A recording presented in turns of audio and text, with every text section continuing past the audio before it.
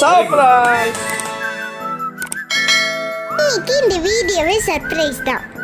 எங்க அப்பா பர்த்டேக்கு கேக்கே வெட்டல. இன்னைக்கு ஃபாதர்ஸ் டேல, அதனால இன்னைக்கு சேர்த்து வெட்டுவோன்ட்டு நான் இந்த அரேஞ்ச்மெண்ட் பண்ணிருக்கேன். அதனால நானே அப்பாவுக்கு ஒரு லெட்டர் கொடுத்துருக்கேன். என்ன லெட்டர் பாருங்களேன்.